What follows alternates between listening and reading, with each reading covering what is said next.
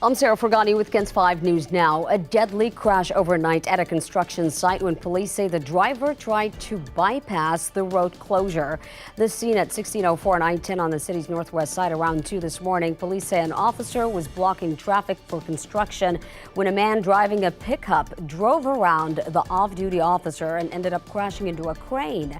The impact was so hard it tore the roof off the man's pickup, and police say he died on scene. A grocery run turns deadly on San Antonio's west side when an 18-year-old was shot and killed as he and his girlfriend tried dodging bullets. Police say the couple had just been shopping and decided to drive back to their apartment to drop off the stuff at the Westway Apartments off Culebra around 9:30 Tuesday night. And as soon as the girlfriend got out of that car, someone started shooting at him, and the 18-year-old man was shot and killed. The girl took cover inside the car and was injured by shattered glass, but survived. Police are now looking for 2 men who took off after the shooting.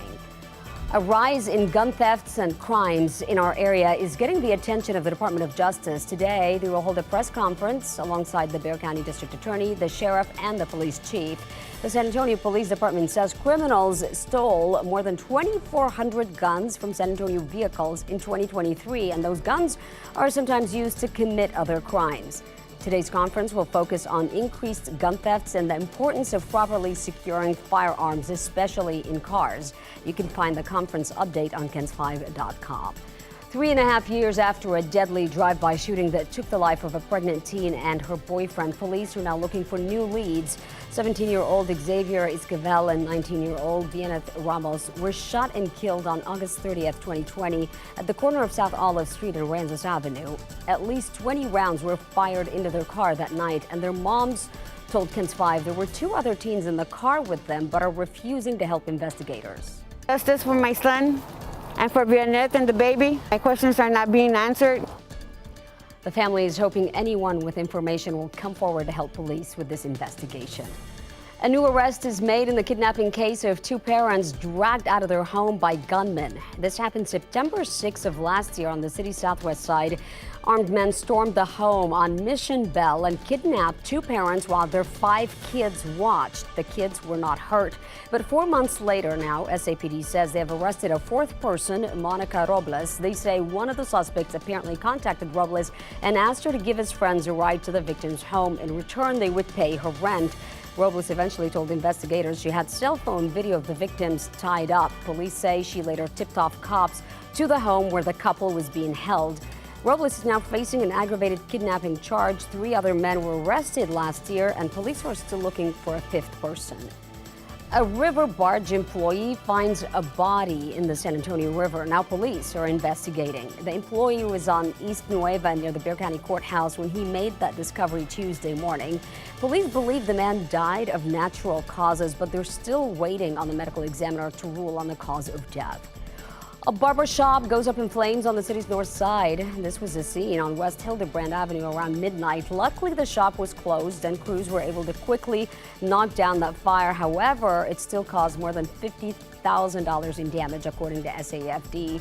No word yet on how that fire started. A former district judge and his wife were shot to death in their home, and police say the couple's son is the shooter. This happened in Georgetown, where the community is now mourning the death of Judge Bert Carnes and his wife, Susan. Deputies say their 45-year-old son, Seth Carnes, admitted to killing his parents, allegedly because he believed his mom was trying to feed him a sleeping pill. It's hard to put into words how much Judge Carnes meant to the legal community in Central Texas. He was known as a law and order judge. Some would say a throw the book at him type judge. I always found him to be thoughtful, to be kind, and to be a model jurist. An investigation is now underway. 2 people who allegedly scammed small business owners out of hundreds of thousands of dollars are now in jail. Deputies warn there could be many victims across the country.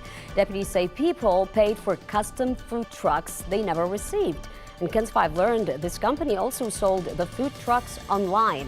The suspects apparently preyed on migrants, and the sheriff says when the victims demanded their money back, the criminals blocked him.